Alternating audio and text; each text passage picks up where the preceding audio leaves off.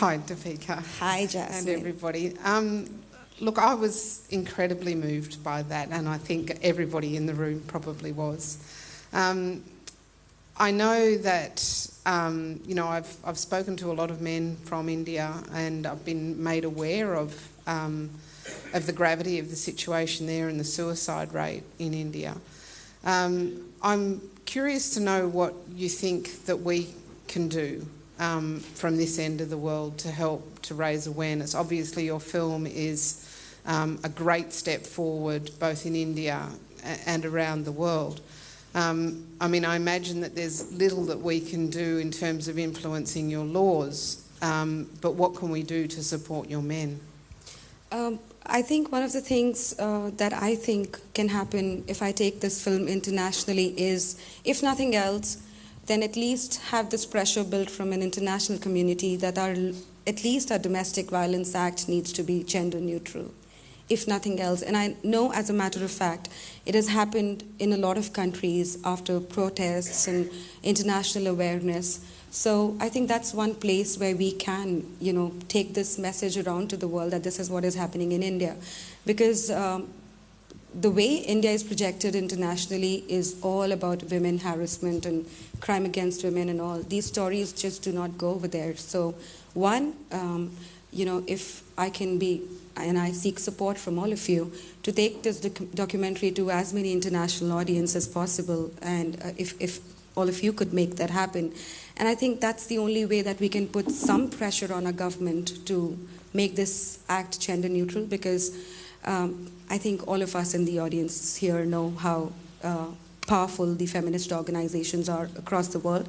It's the same case in India as well. So you saw two ladies over there. They are a part of the feminist groups over there. And so they are very strong, and whenever it is a question of making the laws gender neutral, they have a huge and a strong opposition.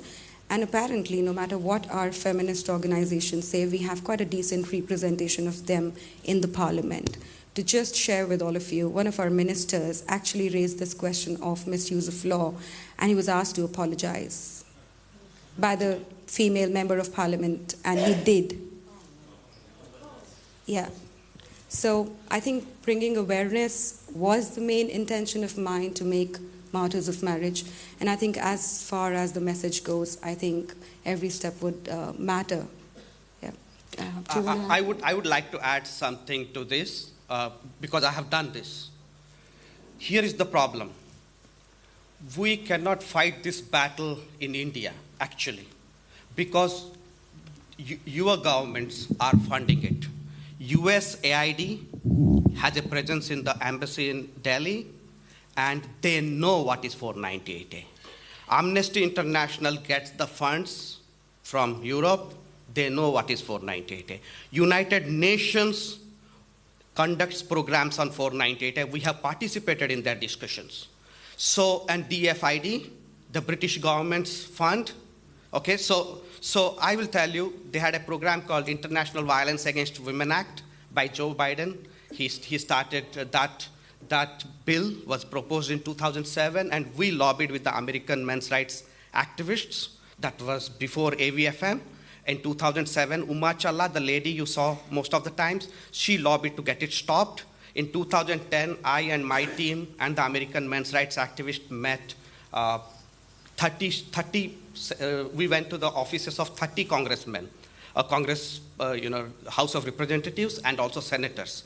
In fact, I have met diplomats associated with John Kerry about this issue, and we said that you are not going to fund $1 billion to these feminists under Iowa program. You make a statutory language to exclude India from that, because you are doing human rights violations and you just don't care.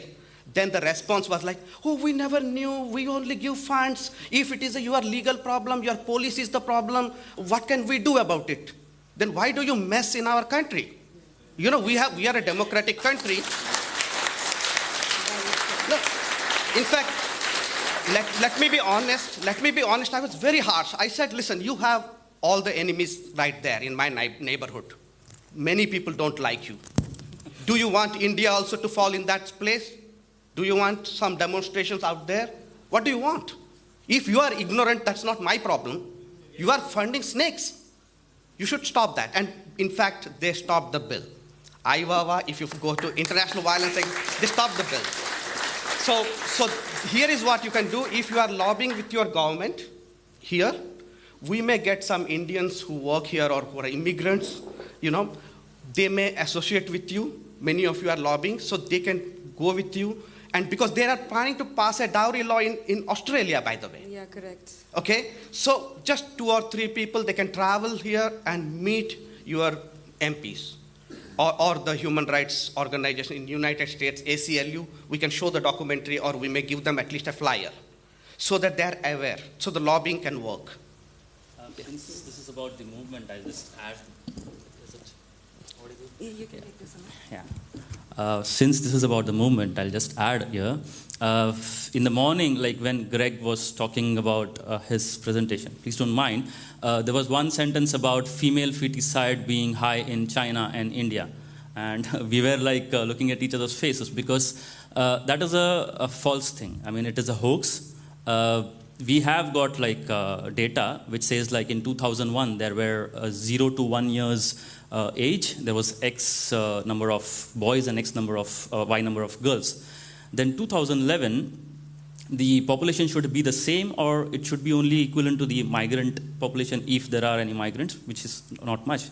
But suddenly, when we see the census of 2011, then the number is increasing. So, I mean, this female feticide thing is just like the rape narrative, which is designed to defame Indian men and India so that feminists gets more funding and all. Like, talking about the rape narrative also, it's crazy. In India, about 30% of the rape cases are in such a case when if a boyfriend and a girlfriend, they are in a relationship and the boyfriend breaks the relationship. If there is a breakup, then the girl has got the freedom to go ahead and file a rape case. That happens. So 30% of the cases are like that. About 40% cases are when the girl and the boy, if they are eloping and getting married because the family doesn't agree or whatever, when they come back, the family of the girl, they file a rape case on the boy. So around 70% of those are that. But still, the narrative is like rape is too high and female feticide. So these are the platforms where we would like that you help us to break these hoaxes. That's what we would want. Yeah.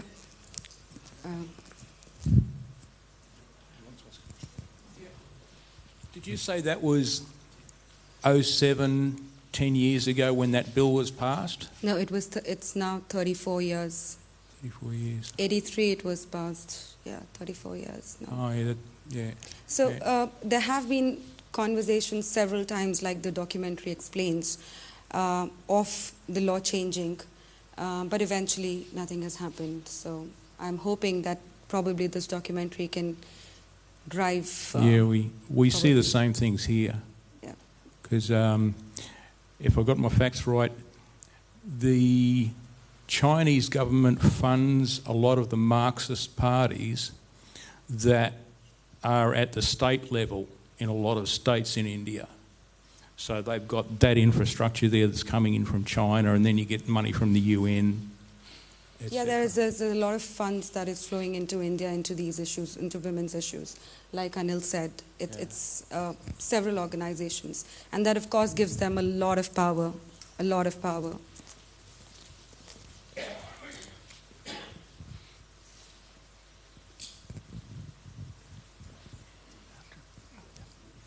Thank you. Very good film. Thank you. Thank you so much, Mark. I don't want to assume too much. I heard you say that you've done some work with the UN, the United Nations. No, that was just a very small film, which was again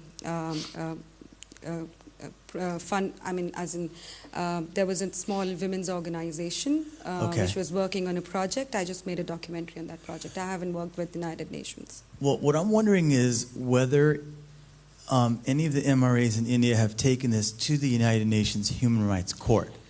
And the reason I ask, and this is what I don't want to assume too much, maybe you have, maybe you've looked into it, but in the MRAs in Israel, they had, maybe you know this, they had the 10 years doctrine in Israel where they just, it's explicitly discriminatory, and they took that to the United Nations Human Rights Court, and the court chastised Israel and sided with the MRA and said this violates the International Declaration of Human Rights, which forbids discrimination based on sex. The United Nations doesn't have binding authority over Israel or their member nations, but they can chastise them for it. And that could be very effective, I'm thinking, with India. And I'm just curious about it because it's explicitly written in the law. You don't even need statistics to prove it's discriminatory. It's explicit. Exactly. And that's what I'm just curious, because that looks... I agree with you. There are two parts to it. One is discrimination part. The other part is the Article 11th of the Universal Declaration of Human Rights, which says that you cannot presume any accused as guilty until proven innocent.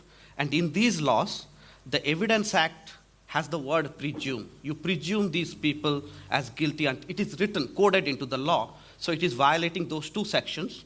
Now, somehow we have not got the connections.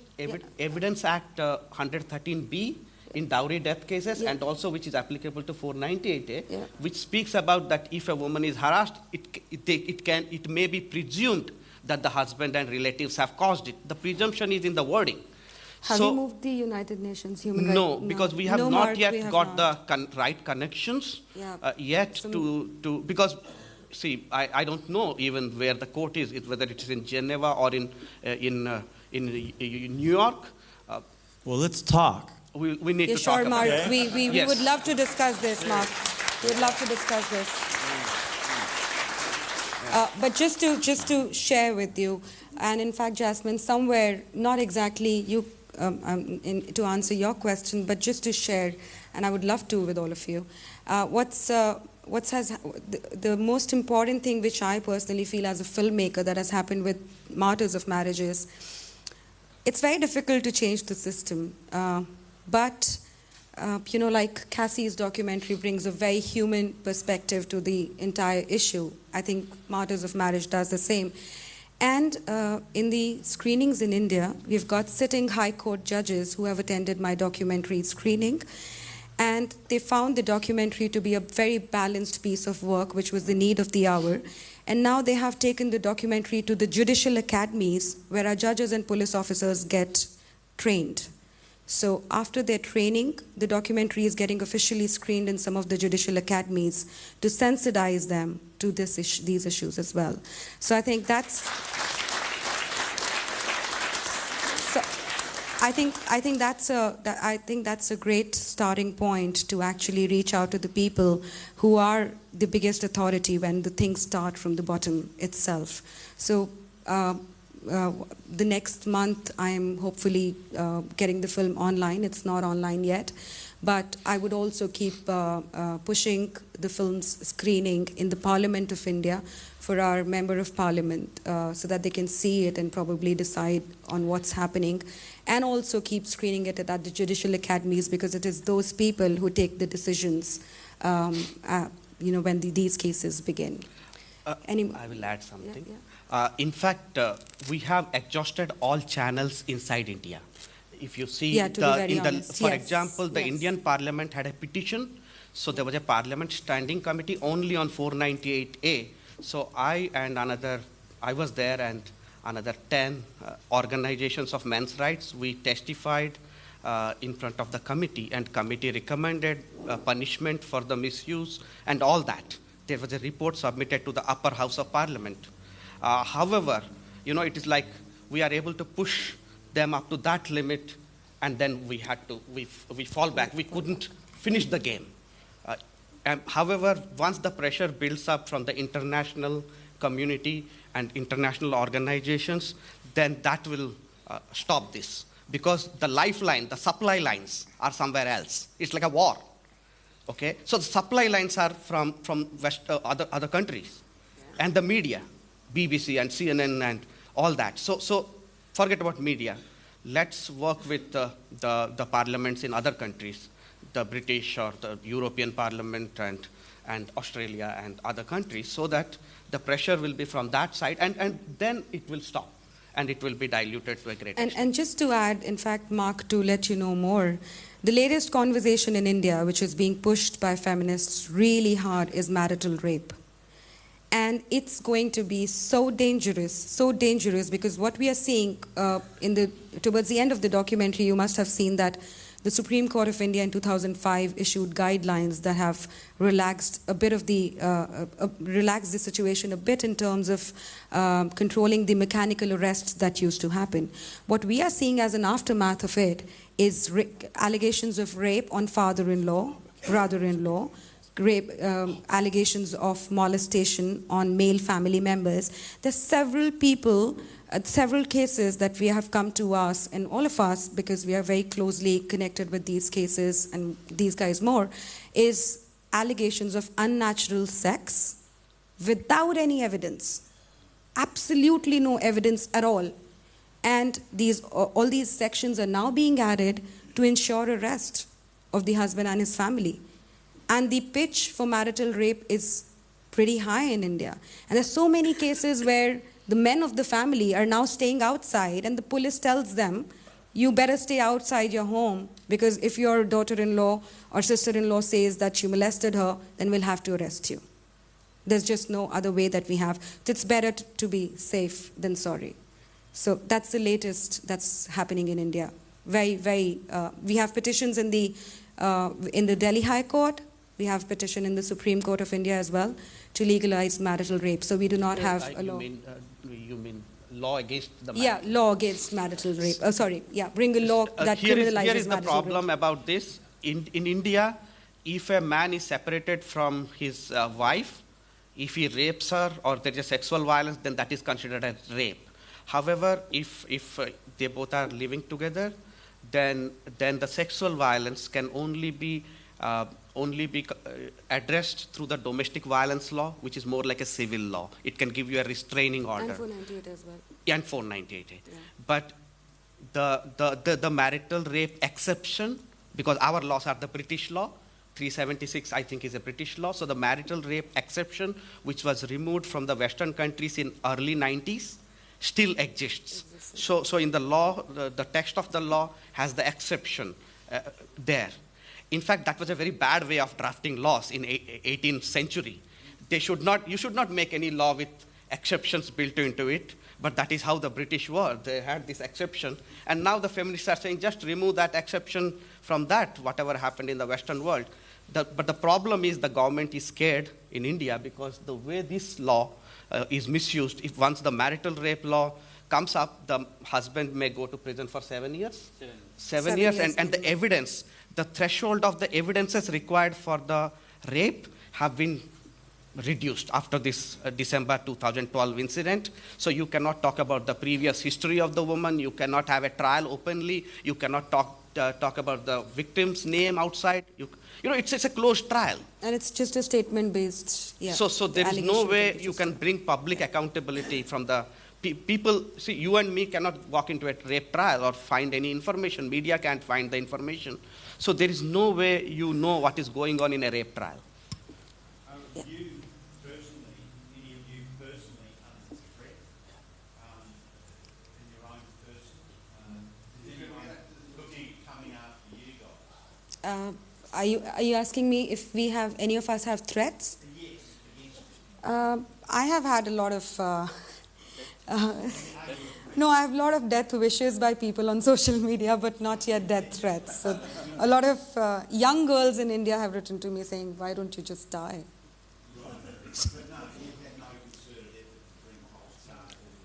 No, as such, no. I will answer it this way, that somehow the way we evolved into helplines, we started helplines to help these guys for emergencies. So somehow we are not able to properly communicate with the men who get false sexual harassment or in workplace harassment or rape cases. So number of people who come with false rape cases are less unless it is the father of the husband or something. No, actually, like that. just to sum it up, to be very honest, except this instance that I shared where these feminists broke the chairs in the Delhi High Court, or some of the protests outside our protest locations in India, have we seen any violent protests as such? In Hyderabad, Yeah. in Hyderabad, when we had a protest, just like what we saw in Edmonton, there was similar of that kind. And there have been when we were having press conferences, there were hostile people coming across. That's all. We have never seen more than that. Yeah. So not really any violent attacks, but yes, they are so powerful in the system itself that I don't think they really need to do something like that. But yes, all of us get, yeah. There is a simple reason for this. I love it when a feminist comes to me to seek help because her son is implicated and she has gone to prison. I was about to say that. I was about She's to going say to that. prison. You know what? I was about to say that actually. I asked her, so which organization? Progressive Women's Alliance, affiliated to some communist party. She has worked for 20 years or 25 years and she went to prison for 15 days. And her daughter is a dentist and her engagement was called off because it's the family of criminals, right? So this law, it's like some kind of a war of the world kind of a scene. This law has eaten into the feminist territory, and the feminists themselves are giving us the victims helpline. Why don't you call? So this had actually eaten into the feminist strongholds. So I went to an Eastern Indian city. It's full of feminists, and I was really expecting trouble. They have a lot of 498 cases, and we found nothing because I found that all the feminists have got it. By the way, my mom is a feminist. If it's a feminist son, the guy is going to be emasculated. He's a nice guy and a humble guy. He's not, all that. And he's more likely to get it. He's more likely to get this problem because, you radiate victimhood. You radiate niceness. It's like an antenna. Okay? So just to sum it up, I would like to believe that we haven't got really some of these crazy things that we saw in Cassie's documentary because what Anil said, even the women organizations have these cases in their families. They know what they've done, but they can't, of course, openly talk about it. Of late, we have seen some organizations and some members of the Women Commission also openly accept that there are huge number of false cases, but the point remains the same. What are they doing about it? They're not doing anything about it. Here is one thing I wanted to add. In Australia, you follow cricket, right? At least some of you follow. So there was a Pakistan's captain, Shoaib Malik. He was the captain of Pakistani team, and he was getting married to one of the top doubles players in tennis, her Indian female, Shania Mirza. They both were getting married in Hyderabad, and one woman, some random woman, filed a 498 on Shoaib Malik. Okay? Yeah. So just imagine the amount of sensation it would have created, and we pitched in, we supported him, and then we got 70 newspaper articles in one day, including in Pakistan. So you have to ride on. So it is impacting everybody. It is impacting the celebrities, the singers, the everybody.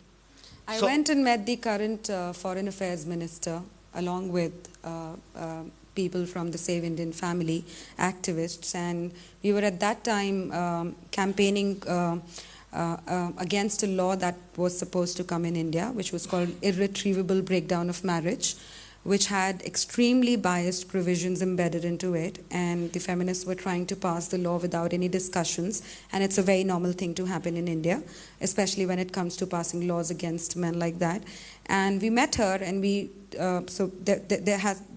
don't yet have any provisions where it is mandatorily written that 50% of the assets would be divided, so the law was coming into picture with those kind of provisions. So we went and lobbied a bit, and our current Foreign Affairs Minister said that we know the abuse of these laws. It has happened inside our own families, but we can't do anything about it. But you please rest assured that this law we wouldn't allow to bring. So, she's referring to the no-fault divorce. Yeah, correct. In the traditional countries, no-fault divorce doesn't exist. That's why the divorce case goes for 7-8 years. Yeah, so they said that, okay, 2 years we are going to give you divorce, but then they changed the definition of marital property. So all the women's property is her individual property. The husband's property and husband's parents' property will be considered as marital property. So half of it will be given. Okay, and the loan, they have no definition, the liabilities. So they will only consider the assets. They have absolutely no idea what the liabilities can be. And then the husband, whatever the husband may inherit, the husband's inherited property or inheritable property. So whatever he may inherit from his parents, so a portion of that would be given to the wife. Yeah. So in fact, she got arrested. They protested in front of the Prime Minister's house, 100 guys, Prime Minister's house twice. And then that's illegal to protest in front of the Prime Minister's house. So she and another 100 people were picked up and put in a police station. And we were all calling all the helplines and all the politicians. So it was covered by national media. But we did stall that bill to quite a bit. It was stalled. We could roll back the bill.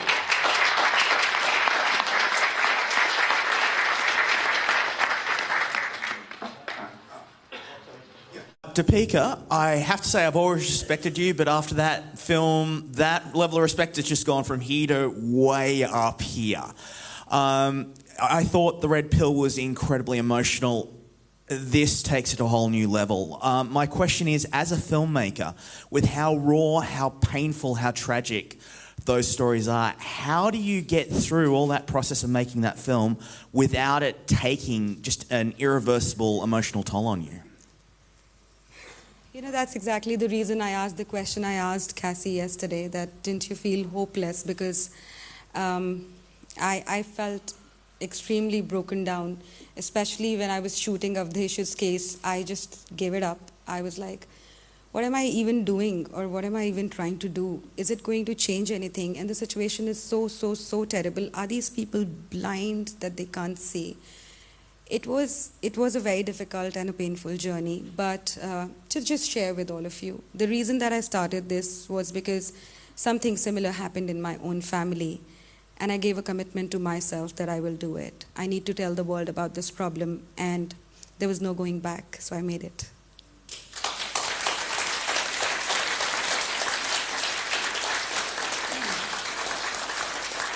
We've got time for one more quick question. Quick one.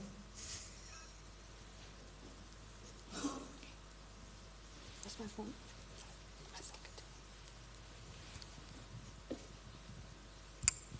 Hi. What indications, anecdotal or evidence-based, are there that this abuse is... What effect is this abuse having on families in India? Would-be families or actual families? So, like, I'm just imagining, I can't imagine wanting to get married under those conditions. So if I were a would-be potential getting married, I wouldn't do it. So is there any indications, you know, of it changing relationships, if you will? I think so. There are a lot of people who keep interacting on my social media profiles, so there's definitely a lot of fear in the young boys, given the extremely biased laws that we have. And to just share with all of you, Canada, US, and Australia as well have issued travel advisories at different points of time in the past, and even now, Canada has it even now, where they have told men not to go and get married just like that in India because they can get a false dowry case. So yes, there's a lot of fear. The way it has impacted marriages is, I think, the way these things have impacted marriages across the world. We have seen divorces, the divorce rates in India have gone up really high. If I believe what lawyers told me is that there's a 35 to 40% rise in divorce rates in India over the last decade or so. And increasingly we are seeing people opting for live-in relationships, which are now sort of legalized, and there are various provisions. I mean, there's acceptance now increasingly in the society as well and in courts as well. But the problem over there is that what Amit said, like if you're in a live-in relationship and if the guy decides to walk out, the woman can file a rape case on him. Rape on false promise of marriage. I must clarify here. Here is the wording of that. The wording says that sex with false promise of marriage is rape. It is not in any law, but the courts have regularly declared this as a citation, right? You refer to that. So they said that you promise a woman that you will get married, and then you obtain consent, and after 2 years you do not marry her, okay? Then that consent is invalid. That's how the traditionalist system has defined. So, right? Yeah, correct. Yeah. And if I may, invite, so Chetan is from Vastav Foundation in Mumbai, and he regularly counsels people who are going through this abuse, and you saw his own personal story in the documentary. So maybe Chetan, you can talk about how men are feeling when they come to the meetings of Save Indian Family. Thank you guys for giving us platform in this international conference of men. We have tried to highlight our issues, whatever we are facing in India. This feminist, whatever you are reading in the media, whatever you are seeing in the media, that India is a country of rape or dowry death, that is all false propaganda created by feminists only. It is not like that. Whatever story is given regarding this dowry death and rape and this female foeticide, whatever story is being given in the media, that is all false.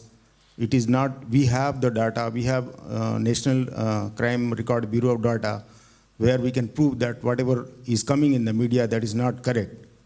So definitely we will try to correct these laws. Whatever laws are against men, we will try to correct it. Thank you.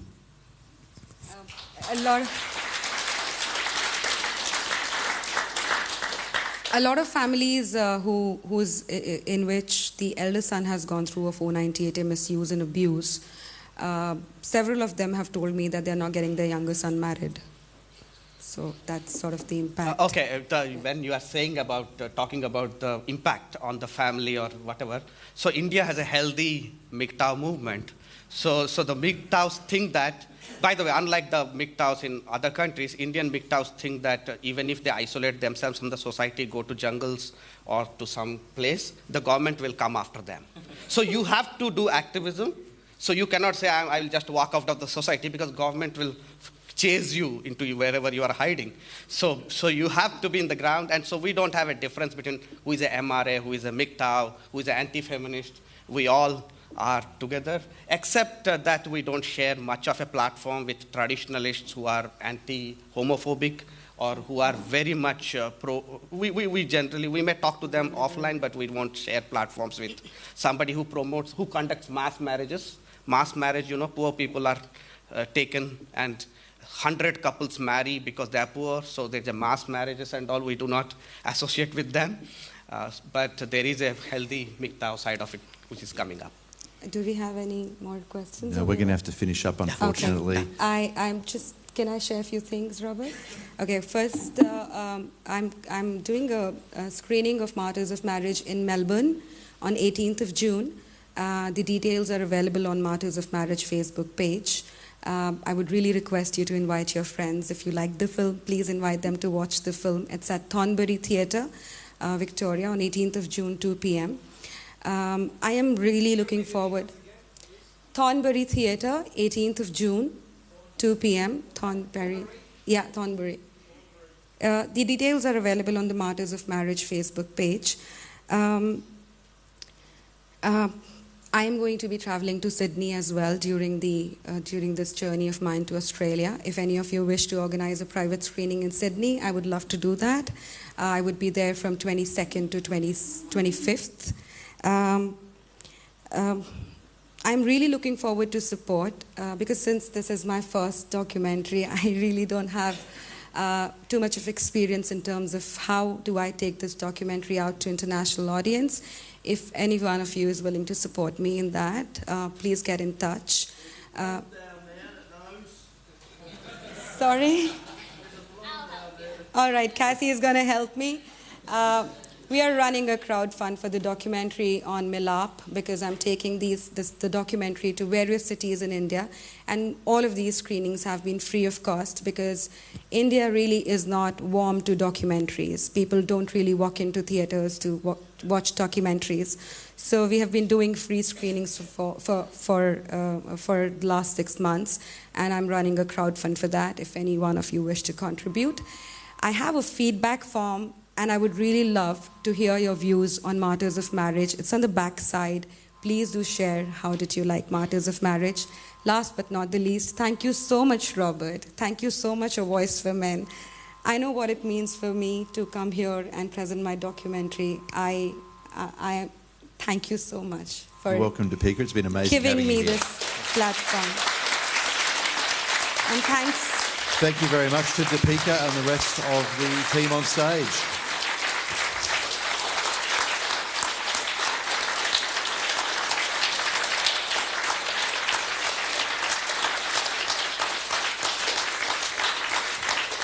Thank you for having all of us here, and it's been wonderful being here. Thank you so much. Thank you. Now, if I could ask everybody...